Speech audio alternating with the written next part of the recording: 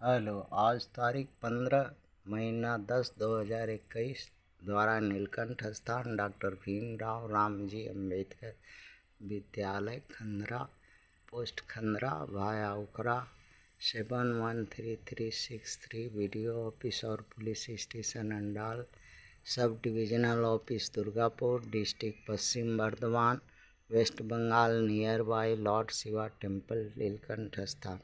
Today educational गुट्टी के तहत आज का सब्जेक्ट है west Bengal civil service main का इलेक्शन कमीशन के आधारित क्वेश्चन जो है question the anti defection law has enact in कब। ऑप्शन ए में है 1985, 1980, 1983, 1982। कब है इसका उत्तर जो है खोजते हैं। ये आया था सिविल सर्विस एग्ज़ाम मेन में 14 में, 15 में, 17 में, 18 में, 19 में आया है क्वेश्चन। और इसी पर पहले टर्म को समझ लेते हैं। तो what is anti defection law क्या है और in which schedule of Indian constitution is, ये कौन सा भारतीय संविधान में कौन सा सूची में संलग्न है। और in which party can be affected, इससे कौन से लोग पार्टी जो है इससे इफेक्टेड होते हैं। और what is the aim of anti defection law का क्या उद्देश्य था उस वक्त। और what is the common benefit to common people from it, इससे जनसाधारण को क्या लाभ होता है।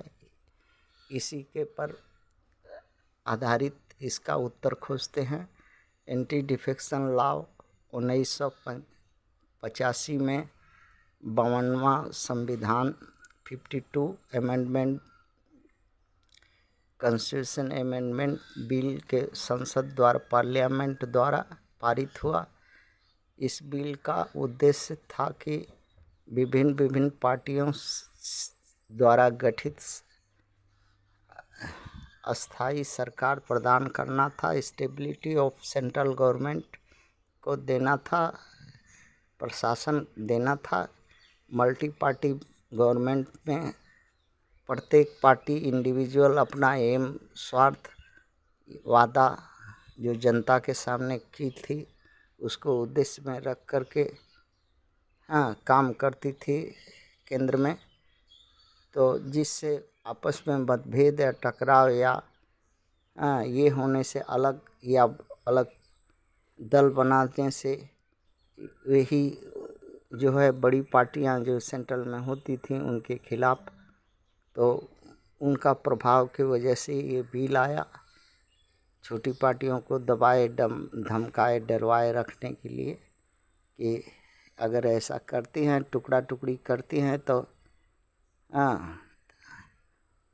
जनता का स्वार्थ क्षति होगा, अर्थात ऐसा कह करके, जबकि वास्तव में बड़ी पार्टियों का राजकाज बनाए रखने, अपने स्वार्थ को अपने आप को स्थिर बनाए रखने के लिए ऐसा छोटी पार्टियों को धमका चमका करके डरवा करके ये रूल के अंतर्गत जिसका लाठी उसी का भैंस है की कहानी है। या और कुछ इसमें नहीं है। और ये बड़ी पार्टियां का ये एंटी डिफेक्शन जो है एक गेम है। जो कमज़ोर पार्टियां थी, जो एक दो दल छोटे दल थे, उनको खेला के रूप में इस्तेमाल पार्टियां करती थी बड़ी पार्टियां।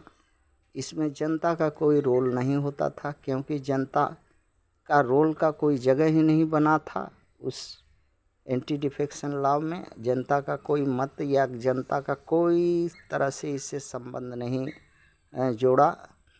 जनता को मूर्ख थी और न ही मूर्ख रहेगी। और इन पर भरोसा कर इन्हें जो मत का अधिकार मत तो होगा यहाँ पे। तो मत का अधिकार द्वारा सत्ता पर शासन करने के लिए चुनती थी। जनता का शासन इन पार्टी के पास उनके स्वार्थ के आगे कुछ भी नहीं था। भारत की जनता आज तक भरोसेमंद तंत्र विकसित नहीं कर सकी। ये भारत की जनता का सबसे बड़ा कमजोरी है। एक सिस्टम नहीं बना सकी, एक पार्लियामेंट डेमोक्रेसी दे नहीं सकी। सिर्फ राजा महाराजा लॉर्ड वायसराय वाली पद्धति चलती रही। उसी के अनुसार देश चलता है, चलता रहा है, चलता रहेगा मालूम होता है।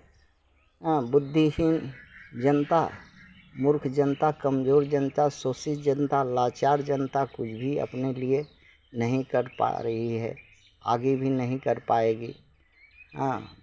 क्योंकि वायसराय सिस्टम और लॉर्ड गवर्नर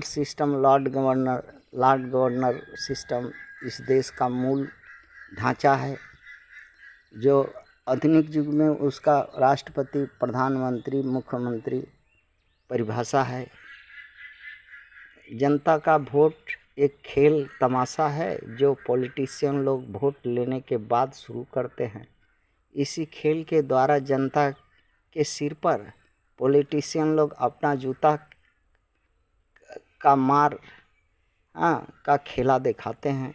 हाय रे जनता, भारत की जनता इतनी भोली, सर पर जूता पड़ता है तो उसे खेल तमाशा जानकर फिर वोट उसे ही चुनती है, ताकि दोबारा जनता के सिर पर जोर से जूता लगावे, ज़्यादा जोर से मारे और ज़्यादा गिनती में मारे। यही इस भारत की जनता का दुर्भाग्य है।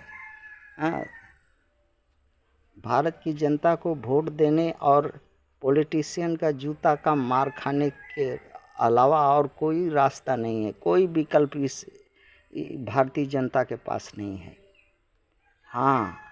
अगर चाहे तो विकल्प भारतीय जनता बना सकती है अपना।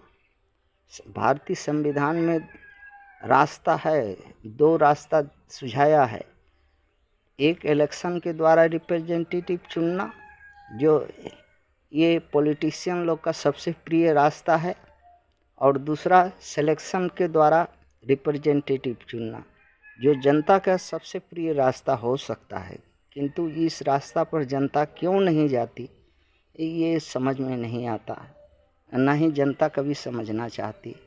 सिलेक्शन प्रोसेस के द्वारा अगर करने से धन जन बल, बाहुबल, मशीनरी का उपयोग न होगा।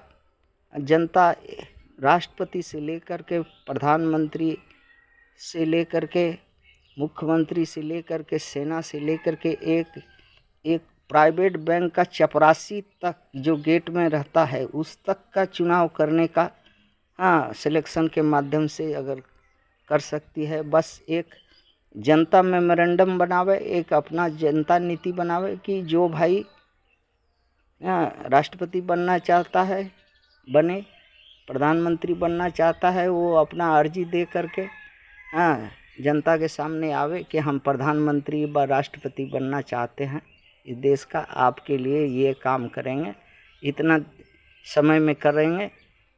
जनता अगर समझ में आएगा कि नहीं ये काम करेगा तो करेगा। अगर उसमें ये भी है वो जनता मेमोरेंडम, जनता जो वाइट पेपर में ऐसा रहेगा लिखित कि अगर एक सुबह शाम को अगर जनता चुनती है, अगर सवेरे वो नहीं करता है तो तुरंत स्टेप डाउन कर दे जनता को, ये उस कागज़ में लिखा हुआ रहेगा। और उसी का एग्रीमेंट पर जनता चुनेगी, काम नहीं करेगा हटा देंगे, क्योंकि वो अपना नाना का घर, बाबा का घर, दादा का घर से पैसा ले करके काम नहीं करता। कोई भी हो, राष्ट्रपति हो, प्रधानमंत्री हो, न्यायाधीश हो, सुप्रीम कोर्ट हो, कोई कोर्ट हो,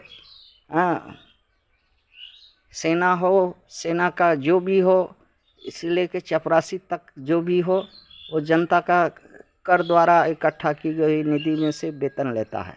तो जनता का वेतन लेता है और जनता का बात नहीं सुनेगा। जनता क्या है कि जनता ने कभी इस तरह का विचार नहीं किया। विचार करने समय आ गया है, करने होगा, इतना तामझाम में नहीं। एक सिलेक्शन रास्ता में आइए। अब एक सिलेक्शन का रास्ता में आने से इतना जन जल बल कल छल क्या नहीं होगा, काम करेगा ये लोग। जो लोग राष्ट्रपति बनना चाहता है वो खड़ा होंगे राष्ट्रपति के पद पर। जो प्रधानमंत्री बनना चाहते हैं प्रधानमंत्री पद के लिए खड़ा होंगे। मुख्यमंत्री पद के लिए जो चाहते हैं वो खड़ा होंगे। जो बैंक का, एक प्राइवेट बैंक का चपरासी के पद के लिए खड़ा होगा, कोई पंचायत का मुखिया के लिए होगा, कोई जिला परिषद का MLC बनने चाहेगा, वो सब खड़ा होंगे अपना अपना। जैसे इलेक्शन का पर्चा भरता है वैसे भर के खड़ा होगा, जनता के पास अपना खामी खूबी, अपना काम करने का तरीका समझाएगा।